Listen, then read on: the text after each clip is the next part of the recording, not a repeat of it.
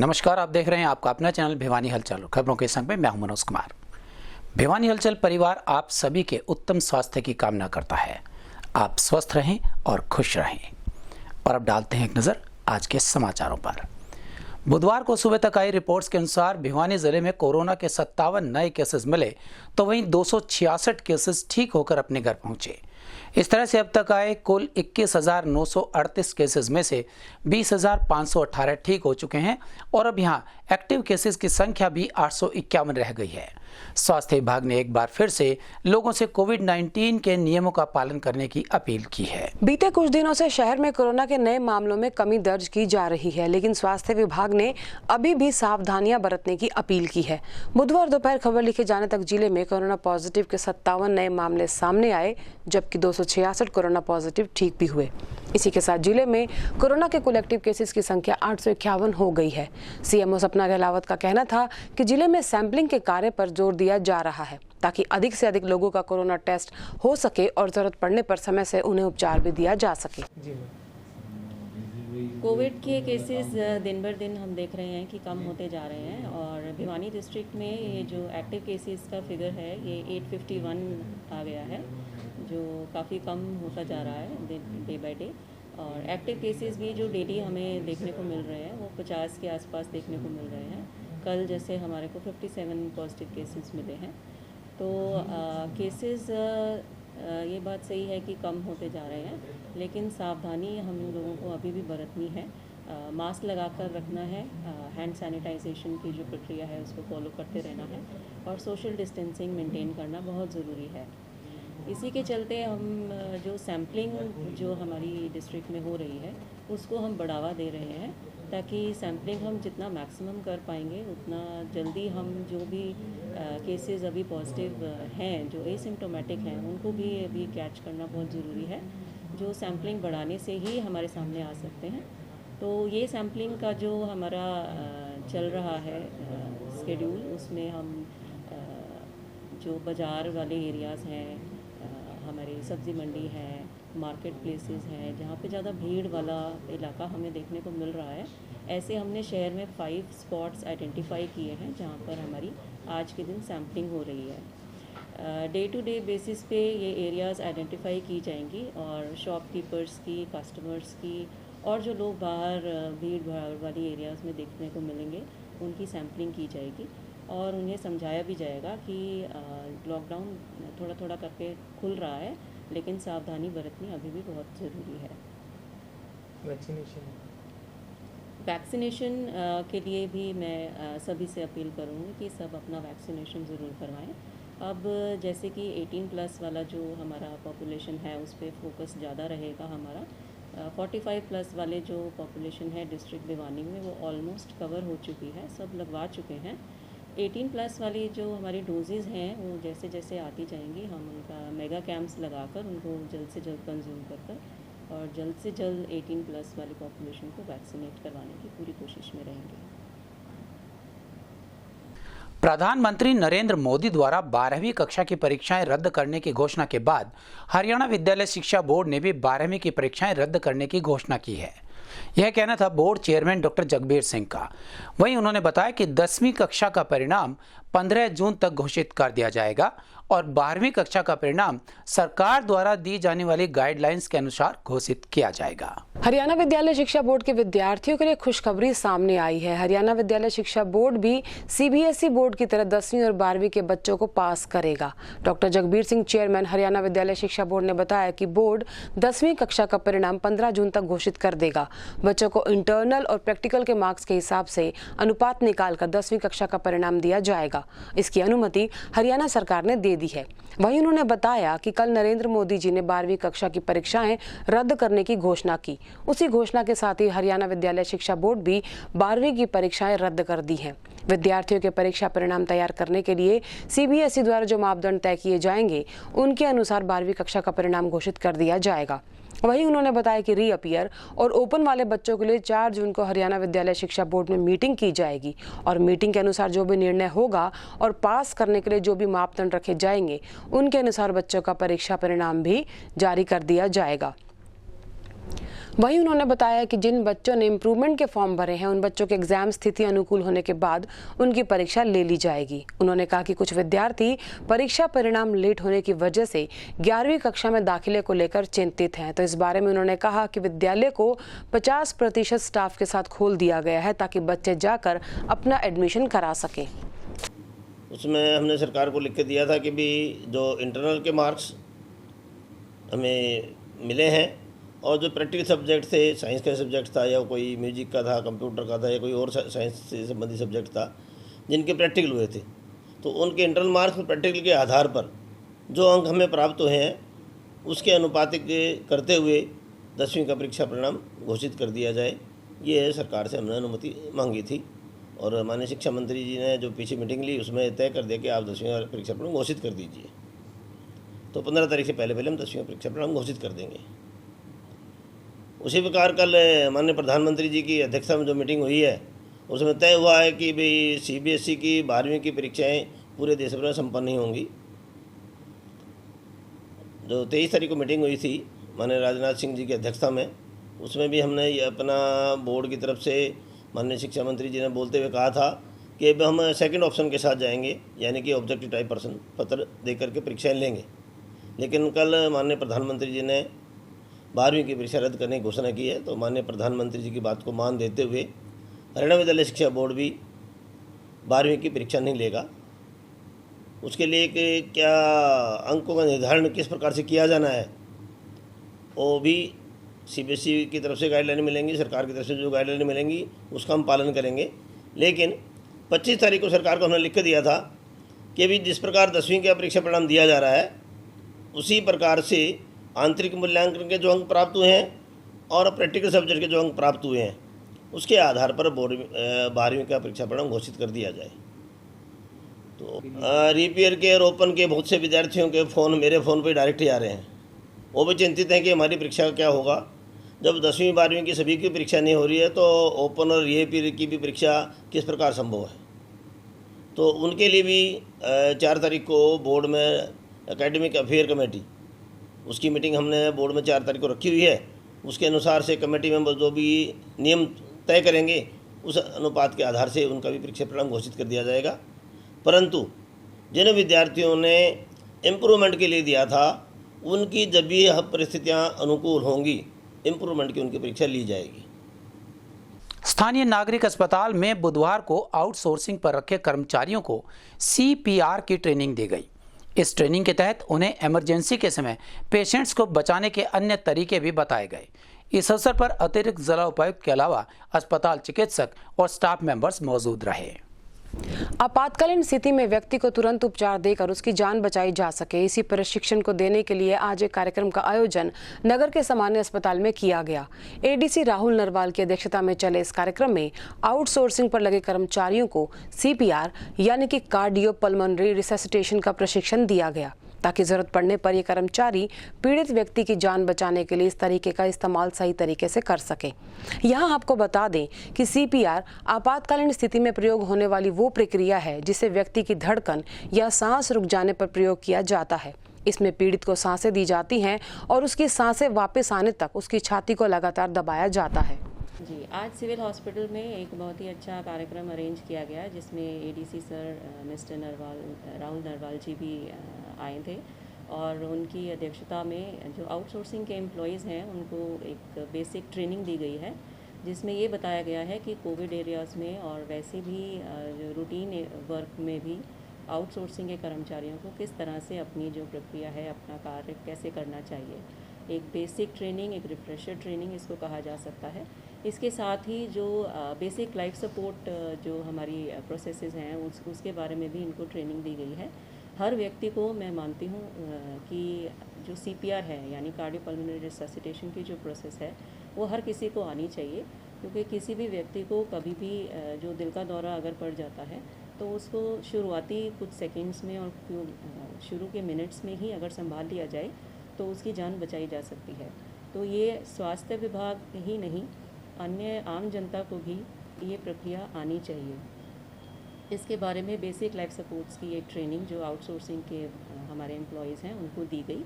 और स्थानीय बिचला बाजार क्षेत्र की रहने वाली एक लड़की जिसकी शादी पानीपत के एक परिवार में की गई थी। इस लड़की की इलाज के दौरान मौत होने पर परिजनों ने न्याय की गुहार लगाई है। गौरतलब है कि कुछ दिन पहले लड़की की तबीयत बिगड़ने पर परिजनों से भिवानी ले आए थे। परिजनों ने ससुराल पक्ष पर दहेज और इलाज न करवाने के आरोप लगाए हैं। बीते दिनों नगर के बिजला बाजार क्षेत्र निवासी एक लड़की की मौत के मामले में एक प्रतिनिधिमंडल आज पुलिस अधीक्षक कार्यालय पहुंचा। आपको बता दें कि स्थानीय बिजला बाजार क्षेत्र की इस लड़की की शादी पानीपत निवासी परिवार में की गई थी। कुछ दिनों पहले लड़की की तबीयत बिगड़ने पर लड़की के परिवार वाले उसे वापस ले आए और यहां इलाज के दौरान उसकी मौत हो गई। आपको बता दें कि मृतका गर्भवती भी बताई गई। अब मृतका के परिजनों ने मृतका के ससुराल पक्ष पर दहेज और उसका सही से इलाज न कराने के आरोप लगाते हुए न्याय की मांग की है। 1 दिसंबर को मेरी लड़की की शादी थी जी और पानीपत हुई थी जी 1 दिसंबर में जी जगदीश डोलिया के पुत्र के साथ जी। 20 दिन पहले हमने बुला ली थी जी और वो बीमार थी जी। वहाँ से बीमार होके आई थी जी। वहाँ उन्होंने इलाज नहीं करवाया जी। आंगनबाड़ी में तो दवाई दवा दी जी उनकी। तो फिर उसका यहाँ आने के बाद में जी उसका ज़्यादा इन्फेक्शन हो गया जी।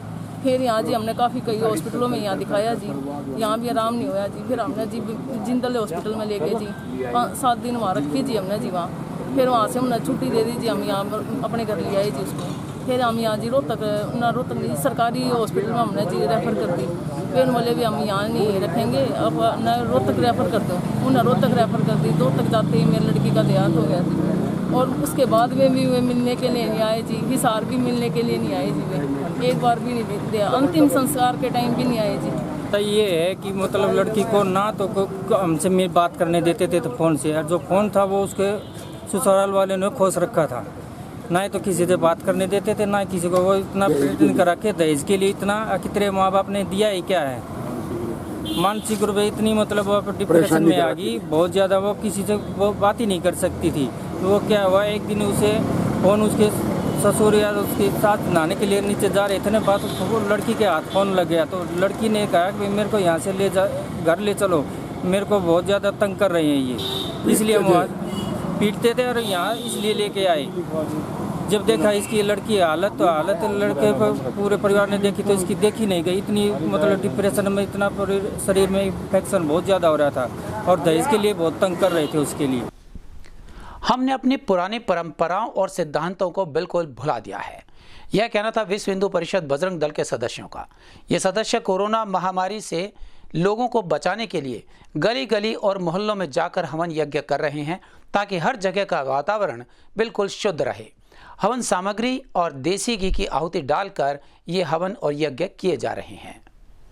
विश्व हिंदू परिषद बजरंग दल द्वारा वार्ड नंबर 7 में कोरोना महामारी को खत्म करने के लिए वार्ड के युवा कार्यकर्ताओं द्वारा हवन यात्रा का आयोजन किया गया। इस यात्रा में अनेक कार्यकर्ताओं ने अपने घरों से हवन की सामग्री, देसी घी और हवन में इस्तेमाल होने वाले सामान को इकट्ठा कर हवन में आहुति डाली। इस अवसर पर जिला सह संयोजक बजरंग दल ने कहा कि यदि हम सब मिलकर हर घर, हर गली मोहल्ले में हवन करते हैं तो हमारे पूर्वजों के कहे अनुसार किसी भी प्रकार की बीमारी को खत्म कर सकते हैं। इस अवसर पर नगर अध्यक्ष ने कहा कि कोरोना जैसी बीमारी को भगाने के लिए हमें समय समय पर हवन करते रहना चाहिए और अपनी युवा पीढ़ी को भी हवन की महत्ता बताते रहना चाहिए। लगातार पूरे जिले में हवन करता हुआ आ रहा है। इसलिए हम लोग कैरो प्रखंड में हवन किया, भिवानी में हमने इसका शुभारंभ किया। हम हर बस्ती में हवन करेंगे, हवन यात्रा चलेगी। भिवानी में लॉकडाउन में कुछ छूट मिलते ही बाजारों में बढ़ रही भीड़ को कंट्रोल करने के लिए अनूठी मुहिम की शुरुआत की गई है। इस मुहिम के तहत एसडीएम की अगुवाई में चिकित्सकों की टीम्स गठित की गई हैं जो बाजार में घूम रहे व्यक्तियों का कोरोना टेस्ट कर रही हैं। इस मुहिम में एसडीएम संदीप अग्रवाल के अलावा डीएसपी वीरेंद्र सिंह खुद भी मौके पर पहुंचे। भिवानी के बाजार खुलते ही चहल पहल शुरू हो गई है। ऐसे में कोरोना ना फैले और जो लोग हॉस्पिटल में जाकर टेस्ट नहीं करा पाए उसके लिए भिवानी प्रशासन एक मुहिम चलाई है, जिसके तहत जो भी व्यक्ति बाजार में आ रहा है या फिर टेस्ट करवाना चाहता है उसके लिए बाजार में ही डॉक्टर्स की टीम बैठा दी गई है। बाजार में निकलने वाले हर व्यक्ति का अब कोरोना टेस्ट किया जाएगा। एसडीएम संदीप अग्रवाल के नेतृत्व में एक टीम का गठन किया गया और आज दूसरे दिन भी इस अभियान के तहत काफी लोगों की कोरोना टेस्टिंग की गई। प्रशासन द्वारा रैपिड टेस्ट के लिए भिवानी बाजारों में 5 चौक निश्चित किए गए हैं, जिसमें रैपिड टेस्ट के कैंप लगाए गए हैं और उसमें दुकानदारों को और आम जन को और दुकानदारों के स्टाफ के लिए सुविधा उपलब्ध करवाई गई है कि जिससे कि वह अपना रैपिड टेस्ट जाने के लिए उनको दूर ना जाना पड़े और उन्हीं के बाज़ार में कैंप सुनिश्चित कर दिया गया है। तो मेरा सभी से एक आग्रह अपील है सभी दुकानदारों से कि वह इसमें बढ़ चढ़ के भाग ले, अपना टेस्ट करवाए, खुद भी टेस्ट करवाए, अपने जो स्टाफ है उनका भी टेस्ट करवाए और यह सुनिश्चित करें कि आज मैं स्वस्थ हूँ। यदि वह खुद स्वस्थ रहता है तो अपने परिवार को भी स्वस्थ रखता है और साथ में समाज को भी स्वस्थ रखता है। और पब्लिक के लिए भी मैं ये कहूँगा कि पब्लिक जो भी आ रही है, ये फ्री कैंप है तो इसमें सुनिश्चित अपना फ्री होके आराम से मन से आगे बढ़ के आए, ना कि हमें कहना पड़े कि और रैपिड टेस्ट करवा के सुनिश्चित करें कि मैं स्वस्थ हूँ। तो इसमें सभी का हमें सहयोग मिल रहा है, बिजनेसमैन का भी और शॉपकीपर्स का पूरा सहयोग है और वो आगे चल के इसमें पार्टिसिपेट भी कर रहे हैं और इस कैंप का उपयोग कर रहे हैं। सर कितने दिन चलेगा ये अभियान? ये हम संडे तक चलाएंगे और फिर आगे भी जैसा भी होगा चलाएंगे, समय समय पर इसको करवाते रहेंगे। तो सर किस प्रकार के रिजल्ट मिल रहे हैं अगर टेस्ट होते हैं उसके बाद? टेस्ट के रिजल्ट अच्छे ही मिल रहे हैं, जैसे भी होता है वो शाम को रिपोर्ट होते हेल्थ डिपार्टमेंट में चली जाती है कि आज इतने टेस्ट हुए और इतने पॉजिटिव इतने नेगेटिव। और यदि मैं आप सबसे ये कहना चाहूँगा, ये टेस्ट एक फर्स्ट पॉइंट है जिसमें हम ये टेस्ट यदि किसी तरह की बीमारी है कुछ है तो हमें टेस्ट से आज हमें पता चल जाता है कि हम कोरोना पॉजिटिव है, तो वो टाइम रहते ही अपना जो उसका इलाज है जैसे कि आइसोलेट हो जाना अपने आप को, जो बेसिक दवाइयाँ स्टार्ट कर देना, वो आरंभ। राष्ट्रीय पुरस्कार अवार्डी अशोक भारद्वाज ने 24वें दिन भी नगर को सैनिटाइज करने की अपनी मुहिम को जारी रखा। गौरतलब है कि लोगों को कोविड-19 संक्रमण से बचाने के लिए 7 मई से उनका ये अभियान अनवरत चल रहा है। वहीं अब तक वो 150 से अधिक कोविड मरीजों के घरों को भी सैनिटाइज कर चुके हैं। इसके अलावा बैंक्स, पुलिस नाके और दुकानों इत्यादि को भी उन्होंने सैनिटाइज किया है। नेताजी सुभाष चंद्र बोस युवा जागृत सेवा समिति के बैनर के साथ राष्ट्रपति पुरस्कार अवार्डी अशोक कुमार भारद्वाज ने 24वें दिन शहर के अनेक चौक चौराहों पर पुलिस नाके, चौकी, पोस्ट, बैरिकेड, दुकान और नागरिक अस्पताल के सामने सैनिटाइजर का छिड़काव कर कोविड-19 से सावधान रहने का संदेश दिया। अशोक कुमार भारद्वाज ने कहा कि टाइफाइड ठीक होने के बाद उन्होंने अपने सफर को रोका नहीं और लगातार सेवा के हाथ जरूरतमंद लोगों के लिए बढ़ाए हुए हैं। वहीं साथ साथ में सैनिटाइजर, मास्क, फल, बिस्किट, किलोए और काढ़ा वितरण का कार्य भी जारी है। उन्होंने कहा कि भिवानी महेंद्रगढ़ लोकसभा सांसद चौधरी धर्मवीर सिंह के द्वारा उन्हें प्राप्त सैनिटाइजर का शहर के अनेक स्थानों पर उनके द्वारा छिड़काव किया जा रहा है। लोगों से अपील करते हुए अशोक भारद्वाज ने कहा कि अभी कोविड-19 का कहर खत्म नहीं हुआ है, इसलिए लोग किसी प्रकार की गलतफहमी ना पालें और जो लॉकडाउन के नियम है उनका पूरी तरह से पालन करें। बोस युवा जागृत सेवा समिति, युवा जागृत जन कल्याण मिशन ट्रस्ट के द्वारा लगातार हमारा जो सैनिटाइजर का छिड़काव कार्यक्रम है जारी है। 25 दिन तक लगातार हम जो करते आ रहे हैं, 25 दिन आज हमारा रहा है। भिवानी शहर के अनेक जो चौराहे हैं, पुलिस चौकी है, पोस्ट हैं और इमरजेंसी अस्पताल है या प्राइवेट अस्पताल है जहाँ पर कोविड-19 के सेंटर बने हुए हैं, या फिर आसपास के और जो सार्वजनिक क्षेत्र हैं, जो पार्क हैं या मंदिर हैं या कोई भी स्थान है, तमाम क्षेत्रों में हम जो सैनिटाइजर कर रहे हैं। भिवानी में लोकसभा सांसद है चौधरी धर्मवीर सिंह ने हमारे को जो सैनिटाइजर 1000 लीटर जो उपलब्ध कराया था, और लगातार पिछले वर्ष भी हमने किया और इस बार भी हम सैनिटाइजर का छिड़काव लगातार कर रहे हैं ताकि लोगों को कोविड-19 के कहर से बचा जा सके, क्योंकि अभी ये कहर खत्म नहीं हुआ है। लोग सावधान और सतर्क रहें, किसी प्रकार की लापरवाही न बरतें, ये न सोचें कि भाई कोविड-19 खत्म हो गया। कोविड-19 का असर अब भी है, इसलिए लोगों से अपील है कि वो मास्क लगाएं, सैनिटाइजर का प्रयोग करें, हाथ धोएं साबुन से, और जो सोशल डिस्टेंस बहुत ज़रूरी है। ये इस प्रकार की तमाम सावधानियां रखते हैं तो हम लोग कोविड-19 से बच सकते हैं। तो हमारा लगातार अभियान जो है जारी है बाल योगी महेंद्र चरण दास महाराज के विशेष सानिध्य में, कि शहर के अंदर सैनिटाइजर का छिड़काव हम कर रहे हैं, अलग अलग स्थानों के ऊपर हम कर रहे हैं ताकि लोग कोविड-19 के कहर से बचें। आंगनबाड़ी वर्कर्स ने अपनी मांगों को लेकर एक ज्ञापन जिला बाल कल्याण अधिकारी परिणीता गोस्वामी और एडीसी राहुल नरवाल को भी सौंपा। इनका कहना था कि इनकी मांगों को तुरंत प्रभाव से पूरा किया जाए ताकि वो अपना कार्य सुचारू रूप से कर सकें। डाटा फीडिंग पर रोक लगाने की मांग लेकर आज anganwadi workers and helpers union ने प्रदेश की महिला एवं बाल विकास मंत्री के नाम ज्ञापन सौंपा। यूनियन सदस्यों ने ऐप के माध्यम से ICDS का डाटा ऑनलाइन करने के आदेशों को वापस लिए जाने की मांग की। साथ ही पदोन्नति, वेतन बढ़ाने, मेडिकल और पेंशन सुविधाओं सहित अपने अन्य मांगे भी मांग पत्र में रखी। इन कर्मचारियों की माने तो डाटा फीडिंग के कार्य के लिए सुविधाओं और प्रशिक्षण की कमी के साथ साथ उन्होंने उनके पास समय के अभाव की भी बात कही और इस पर रोक लगाने की मांग की। क्या नाम है जी? मूर्ति विचारणीय। तो आज किस चीज़ का ज्ञापन दिया आपने?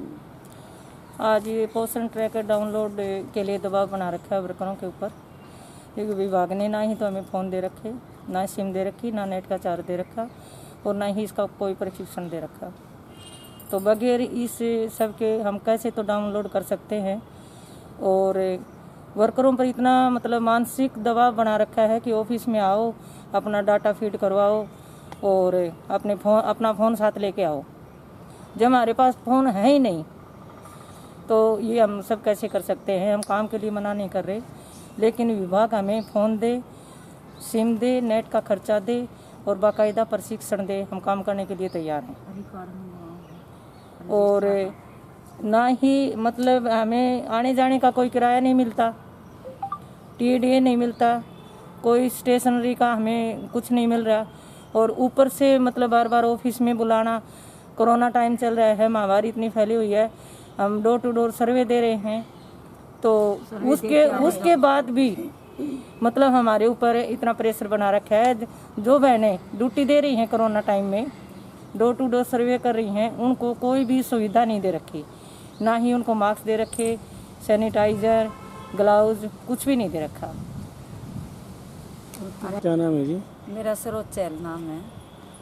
नाम है जी आपका? मेरा नाम कृष्णा देवी है। मैं आंगनवाड़ी वर्कर हूँ। हम आज पीओ मैडम के यहाँ ज्ञापन देने आए हुए हैं। हमारे ऊपर ये पोषण ऐप ट्रैक पर डाउनलोड करने का बहुत दबाव दिया जा रहा है और हमें मानसिक तौर पर परेशान किया जा रहा है। बार बार फ़ोन करके बोलते हैं कि भी पूरा रिकॉर्ड लेके ऑफिस आ जाओ। अब ठीक है, एक बार तो ये कर देंगे ऐप ट्रैक पे डाउनलोड, लेकिन आगे तो फिर हमें ही करने पड़ेंगे ना।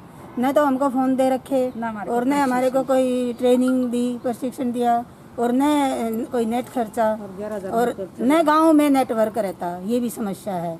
और अब हमारा मानदेय पे कोई ध्यान नहीं दिया जा रहा। मानदेय हमारा बढ़ा नहीं रहे। 2018 में हमने प्रदर्शन किया था, भूख हड़ताल की थी, तो तब हमें आश्वासन दिया गया था कि आपका मानदेय बढ़ाया जाएगा, लेकिन अब तक वही मिल रहा है जो पहले था। कोई सुनवाई नहीं हो रही और काम का इतना दबाव है कि कोई भी सरकार का काम आता है वो हमारे से ही करवाया जाता है, गांव लेवल पे या जो भी हमारे एरिया है उसमें। तो हमारे साथ हमारा शोषण किया जा रहा है और हमारी कोई सुनवाई नहीं हो रही। तो आपकी क्या मांगे हैं? अब हमारी मांगे हैं कि भी फिलहाल तो यही है कि जो पोषण है ट्रैक के लिए बोल रहे हैं ना, ये हम जब तक हमें प्रशिक्षण और फ़ोन नहीं दिया जाएगा, नेट खर्चा नहीं दिया जाएगा, तब तक हम नहीं करेंगे। ये हमारी यूनियन का फैसला है और दबाव नहीं बना और हमारे पे दबाव नहीं। अगर आपकी मांगे पूरी नहीं होती तो आप क्या करेंगे? धरना पर बैठेंगे। तो हम आगे धरना प्रदर्शन करेंगे, हम रोड पे निकलेंगी महिलाएं। तो फिर इसके जो किसी के साथ कुछ हो गया तो उसकी जिम्मेवार सरकार होगी। और हमें जो ड्यूटी पे देखो, कोई भी कर्मचारी अगर कोरोना में ड्यूटी करता है ना, सर्वे वगैरह जो भी, तो उसका 50 लाख का बीमा है। लेकिन आंगनवाड़ी वर्कर का पहले तो 10 लाख का, लेकिन अब जहाँ मांग उठाई तब 20 लाख का किया है। तो क्या हमारी वैल्यू नहीं है? हमारी के बराबर वैल्यू नहीं है? हमारे परिवार नहीं है तो हमें 10 या 20 लाख और बाकी को 50 लाख। तो हमें भी उनके कोरोना वॉरियर हैं जो फ्रंट लाइन में, उनके बराबर। हमारे संग में बस इतना ही। अगले के लिए देखते रहिएगा आपका अपना चैनल भिवानी हलचल।